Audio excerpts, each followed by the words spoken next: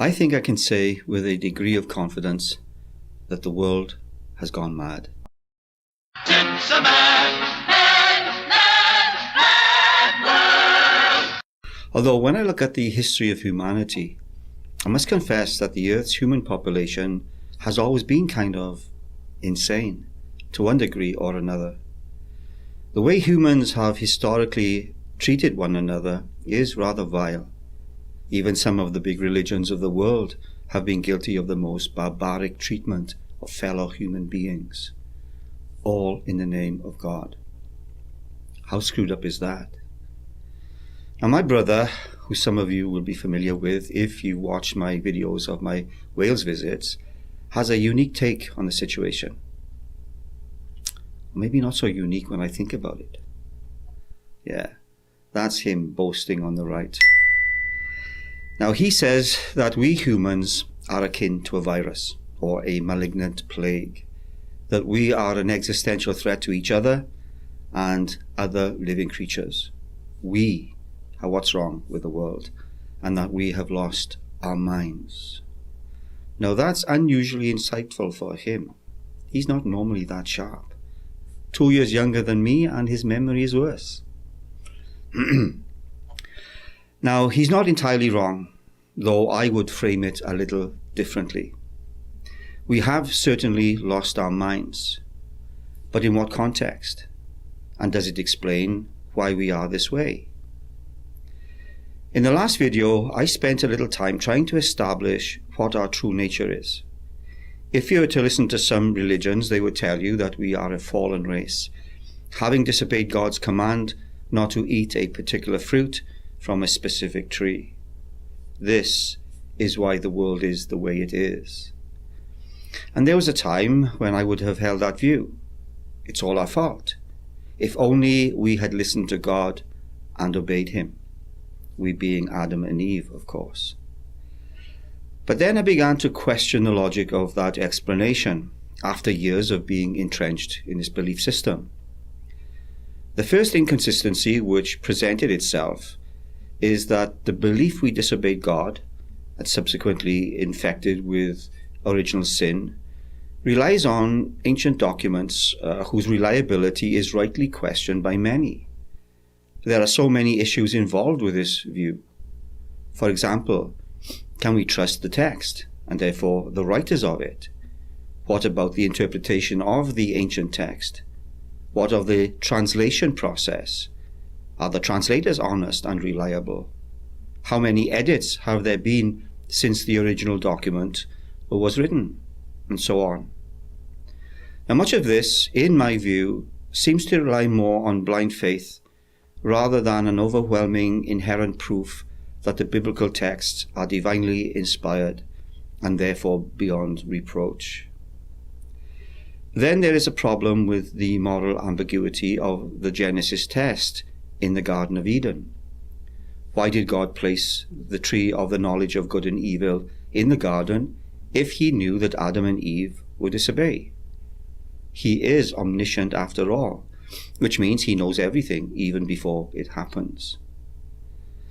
Now, from the outset, it sounds like a setup for failure rather than a genuine test of free will. And this leads us to ask, what were the divine intentions? What was the reasoning behind this biased test? For my thoughts are not your thoughts, neither are your ways my ways. As the heavens are higher than the earth, so are my ways higher than your ways, and my thoughts than your thoughts. Now that would be the go-to or default answer. But it sounds to me more like a response a deluded individual would give to justify the unjustifiable. It all boils down to, I'm God, I can do what I like with my creation, all morality aside. But that's just my opinion. Another problem with this narrative is that Adam and Eve are held accountable for this offense of disobedience before they have full knowledge of good and evil, which is only obtained after consuming the fruit, or the act of disobedience itself. How could they understand the moral implications of disobedience before they have full understanding? It's in the state of innocence they are warned of the consequences of such rebellion and are therefore not able to draw the moral implications of their actions because they don't have the ethical foundations, or the tools, if you like. They are like innocent children. It doesn't make any sense, especially when you consider we are supposed to be dealing with an omnipotent, omniscient, holy, and infinitely loving God. Even we would not punish someone who didn't know or understand what they were doing. We might isolate them for their and our safety, but fully punish them? And maybe the biggest ethical problem of all is that the punishment of Adam and Eve seems disproportionate, and which extends to all of their progeny, except Mary, the mother of Jesus, if you're Catholic. So why this collective penalty for what our first parents did? What did we do other than be born to the perpetrators, of which we had no choice? And I could go on, but I digress. Now it appears the Islamic teaching of the concept of the fall of man differs significantly from the Christian perspective. In Islam, as I understand it, the story of Adam and his disobedience in the Garden of Eden is not viewed as a doctrine of original sin or a permanent fall for humanity. Instead, it is considered a story of a mistake, repentance, and divine forgiveness. Adam and Eve's act of eating from the tree was seen as an error, not a rebellion against God. Then there are other major spiritual beliefs like Hinduism and Buddhism, which claim that we are here to learn and progress, and in that process we make mistakes and accumulate karma, for which we will have to face the consequences and work off during future lives. It's all part of the learning process, we are told. It's why we are here. Now, after abandoning many of the Christian teachings, I used to think that this belief system held certain amounts of truth, and I still do. But I think today's New Age community is being misled or duped. It was the fact that our memories are wiped after each life, which again didn't make sense, and which led me to question that premise. Now, if we are to learn, surely we must remember the mistakes we have made and build on those memories. Take that recollection away, and there is no foundation for advancement. It would be like starting all over again. A perfect scenario if this is a prison reality. Now, as I said, I do believe that Buddhism and Hinduism hold fragments of the truth.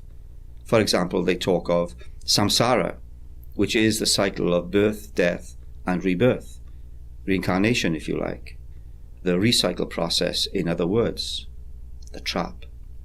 Then there's moksha, which is liberation from the cycle of samsara, or rebirth, the escape. Dharma represents our ethical duties and responsibilities, and are based on one's position in life. There must be some ethics if we are to be duped into returning. Dukkha explains that life involves suffering, and that suffering arises from craving and attachment to things, or in our case, to the simulation or the illusion. We become the batteries for the matrix. Though we are told that this suffering cycle can, of course, end through the cessation of this craving for things and experiences, and we do that by decoupling from the program of false identity. Though I think it would be framed not in those terms, of course. Then there is karma, which is the creation of future negative experiences through choices and actions made in the present. And through karma, we continue to fuel the false construct and perpetuate the prison. Finally, we have nirvana, which is the liberation from suffering and the cycle of samsara, achieved by overcoming desire and ignorance. It's the escape, though I believe there is more to it than that, of course. Now, these Buddhist philosophies, I think, are close to the truth, albeit framed in a different way. But I believe that there is a fuller explanation concerning the state of the world and humanity, and it lies in a more accurate description of the simulation, and our place within it. So in this episode, I want to see if we can work our way through this maze and figure a way out of the prison construct and achieve nirvana. Merry Christmas, everyone. I'm the Grumpy Grandpa.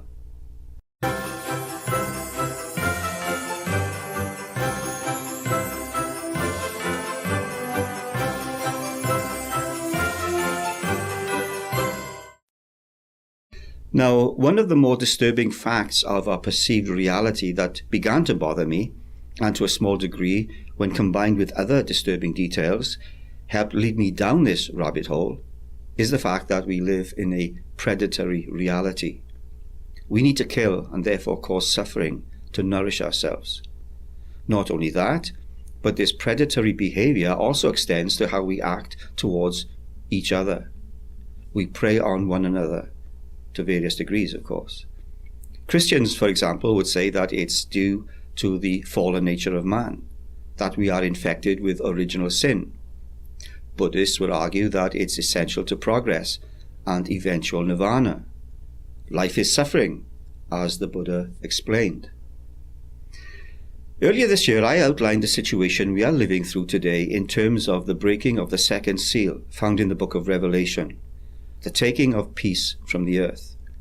This began in May of this year, which is the beginning of the Olympiad calendar. Now, you will have to look at my previous videos to catch up with all of that. Now, the months following have proven beyond mere coincidence that this is surely happening. Just look at what has taken place since then. We have the continuation and, to a great extent, the escalation of the war in the Ukraine, the troubles in Israel, Gaza, and the possible involvement of Iran. The various riots around the world have increased in frequency, and more recently, events in Syria. And let's not forget the real danger of a possible nuclear exchange between Russia and the West. Now, what else may lie in wait for us in the near future? The only positive aspect to this is that through the events foretold, people are beginning to awake out of their slumber. And what of the drones that have invaded our skies? As of this recording, one interesting explanation I heard is that they belong to the US and are searching for a bomb, possibly nuclear, which has been smuggled into the country, and the government is using advanced technology to track it down. The Farsight Institute has done a remote viewing session that depicts explosions taking place within the continental US during December and a little beyond.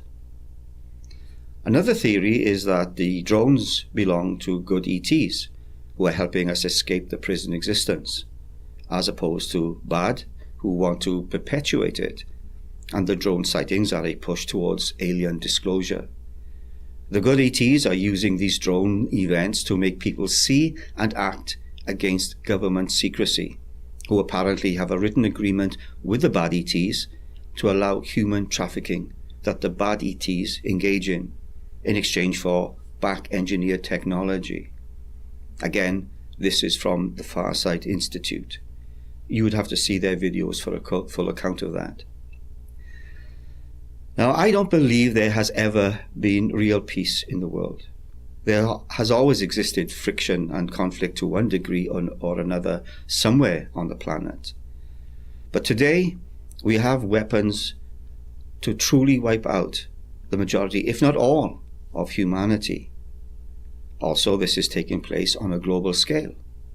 The whole world is in great turmoil.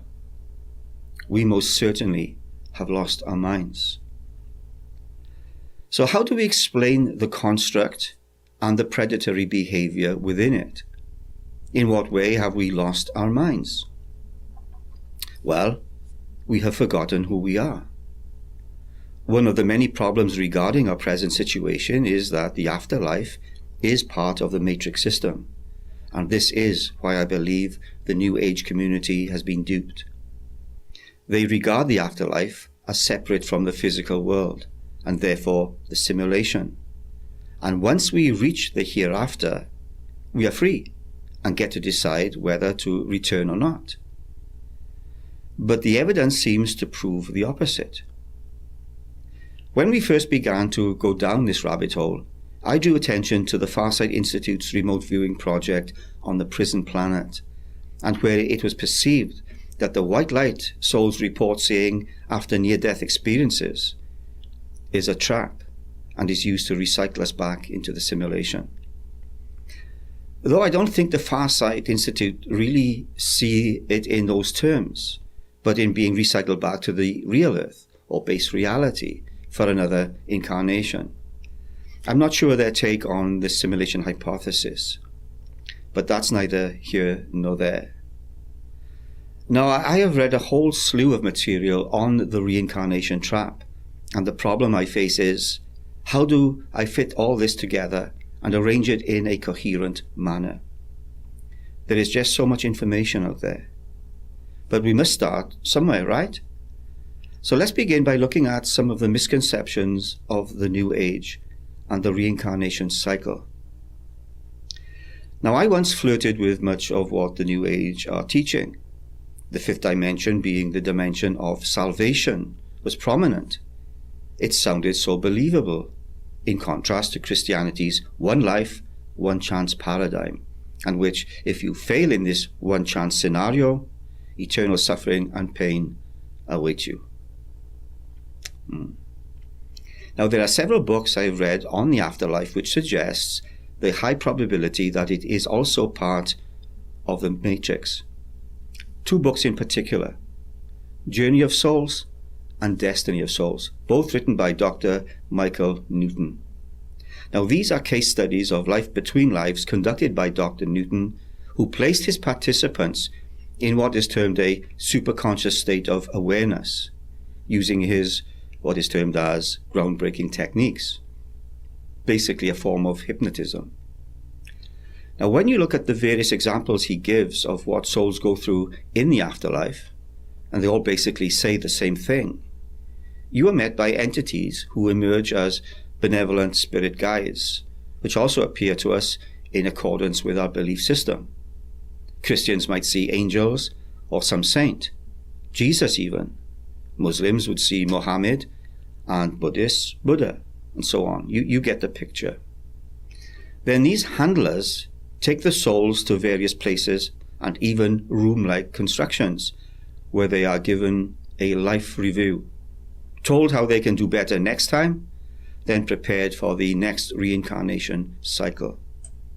Now, of course, there are some slight differences between experiences, but close enough to see a pattern emerge. So this leads us to ask another question. Who or what are these handlers? Now, for me, after studying the various hypotheses, they can be none other than the archons we have been mentioning throughout the series. This makes the most sense to me. The New Testament, particularly the letter of Paul to the Ephesians, sums the archons up perfectly.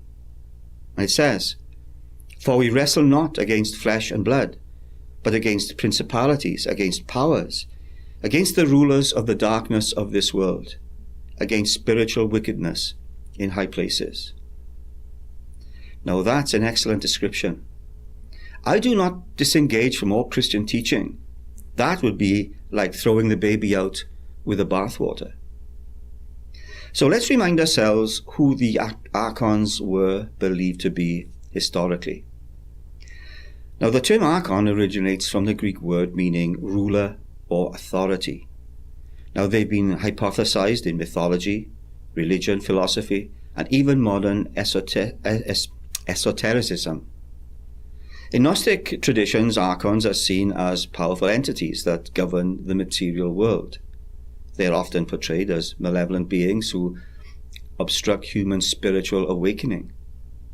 This is very close to what I'm arguing for, albeit in the context of simulation theory. The archons are subordinate to the demiurge, or Yaldabaoth, the creator of the material world, who is sometimes identified with the God of the Old Testament. They act as jailers or wardens of the soul, keeping humans trapped in ignorance and materialism. I would equate the demiurge with the creator of the simulation, or the false reality, which is an inversion of the true, and the archons as possibly a malevolent AI, and if not that, they are certainly those who control the human race. Either way, it aligns very closely with the Gnostic tradition. They are often described as rulers of the planetary spheres and depicted as ignorant, envious, and power-hungry beings who oppress humanity. They are sometimes seen as manifestations of the 7 deadly sins or other human vices. In Gnostic teachings, salvation involves transcending the archon's control through gnosis, knowledge, and reuniting with the true transcendent God, the one Jesus would refer to as Father. I think this could be seen in the modern context of remembering who we are, and through that knowledge, exit the matrix. Some early Christian groups absorbed and adapted Gnostic ideas and taught that archons were fallen angels or demonic forces that led humanity astray, as we just quoted from Ephesians. It's also interesting to note that some modern thinkers, such as Carl Jung, said the archons may represent archetypes of the collective unconscious, or the shadow self that must be transcended. It's no secret that from David Icke's perspective, archons are often linked to the concept of reptilian overlords. And I'm not opposed to that theory, because it can still be placed in the overall simulation hypothesis.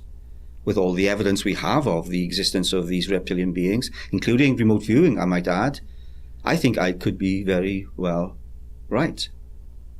Their behavior aligns perfectly with our previous description of the archons. Don't forget, I'm not saying that my belief, as I'm describing it, is the correct one. I'm just trying to place things into a slot that fits with my current knowledge and information. And remember, these primitive beliefs are constructed from the early worldview these people would have had during those times. David Icke has a lot of good material when it comes to simulation theory, which I will share in a later video. Now, in the context of my concept of simulation theory, archons are the administrators of this imitation. I suggest that the material world is a kind of a virtual reality, and archons are agents of control, ensuring the simulation's continuation and preventing human awareness discovering its artificiality. They are energy vampires, entities that feed on human emotions, particularly fear and negativity. One theme that is seen across the different belief systems is that archons are generally seen as forces that inhibit freedom, whether spiritual, psychological, or social. They are our jailers. A good example of this would be what happened during the COVID fiasco. Just recall how our liberties were curtailed during that insane period. Also, take a look at history. There is much there that would suggest that this world is governed by a malignant force. Christians and Gnostics would call it the god of this world, Yaldabaoth.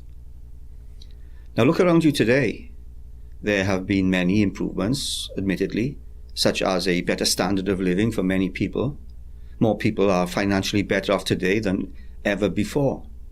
But even among the wealthy, there is depression, dissatisfaction, and a variety of reasons for misery. Being rich is no inoculation from despondency and suffering. However, there are large numbers who are still without the basics for a decent existence. Poverty is still part and parcel of many lives today. Human trafficking is also a huge problem. Even child trafficking. Thousands of children have gone missing attempting to illegally cross the southern US border under the Biden administration. How heinous is that?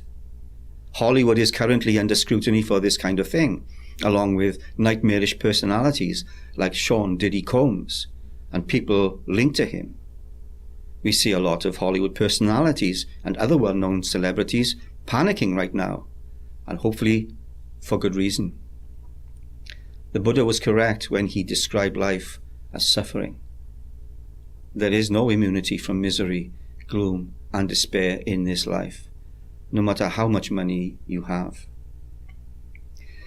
This is the Christmas season, a time when many of us try to forget the troubles in the world and focus on better things. It's a time when traditions like the Christian faith see it as a time of liberation and hope, and I have no problem with that. It is truly a time to seek deliverance from bondage, and I for one believe it is possible, through regaining our mind, to have true hope.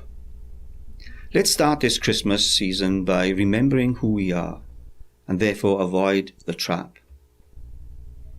Merry Christmas, everyone. Until the next time. Please like and subscribe to the Grumpy Old Buggers channel.